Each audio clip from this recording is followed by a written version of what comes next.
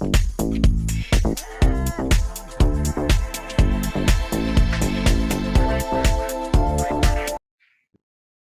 we want to discuss the major factors that influence acceptance or resistance of change. These factors are classified into two, which will include the characteristics of the change and the nature of the society in which the change is being introduced. If the change comes with very good characteristics, then it's likely the change will fly. If the change comes into a society that has all that is necessary for it to succeed, then the change will also go well. Welcome to class as we discuss the variables of the society, the social characteristics that would influence the acceptance or rejection of change. Now, the one point of call we are taking off with is the rate of migration and population change. Human beings will always migrate, and then migration will involve this movement from one place to the other with intentions of settling either permanently or temporarily at a new location. As people migrate, they may come in contact with new approaches of life. And these new approaches of life will usually be transferred to the places of origin, to the places of nativity. As a society receives migrants, there is every tendency that the social pattern, the social culture, the perception of the society will change. So migration will affect the acceptance or rejection of a social change. If people go out and see that a new way of doing things would be better for their people, then they will likely bring such home. But where there is a society that is closed and people do not migrate, they will remain within the scope of their existing knowledge.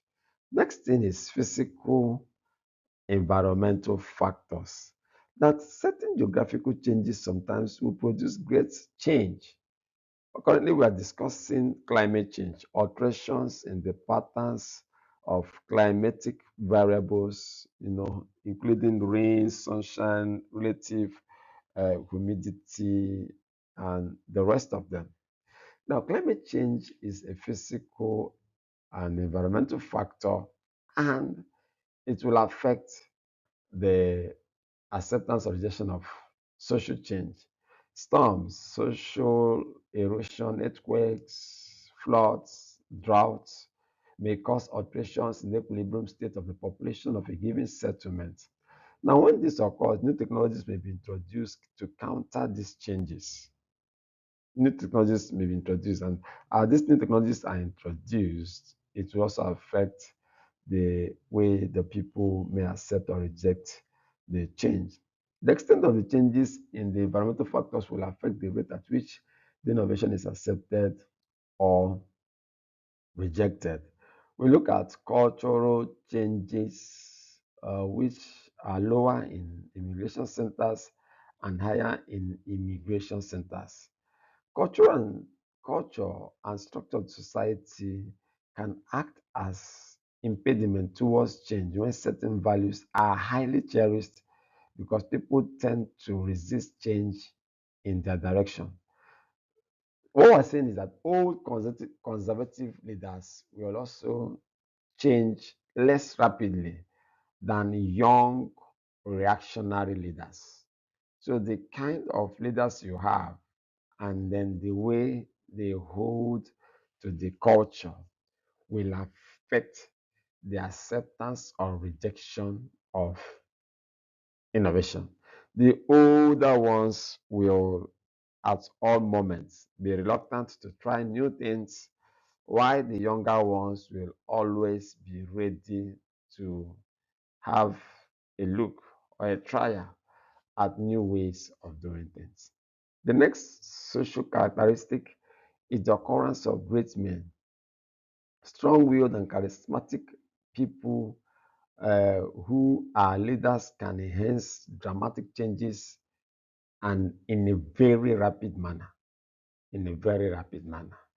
Next is the prevailing attitude and values. The societies with critical attitudes are more inventive and therefore open to change. Perceived needs. Perceived needs. Here we are saying to what extent does the innovation address the needs of the people?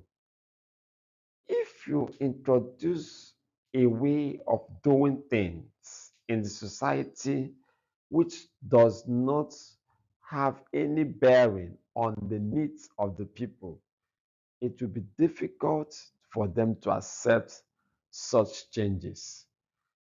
People cannot be hungry and then looking for food, and you are introducing housing scheme. Such society will likely either reject or ignore this change. The next thing is relative isolation of the society. Societies with close contact change less rapidly than those with open contact. Societies that are ready to accept extension agents, farmers that are open to accepting extension agents will very likely be there to accept innovations more than those who are not ready for extension agents and other agricultural input development agencies. Thank you for your time. We will meet in the next class as we discuss technology and other issues around technology.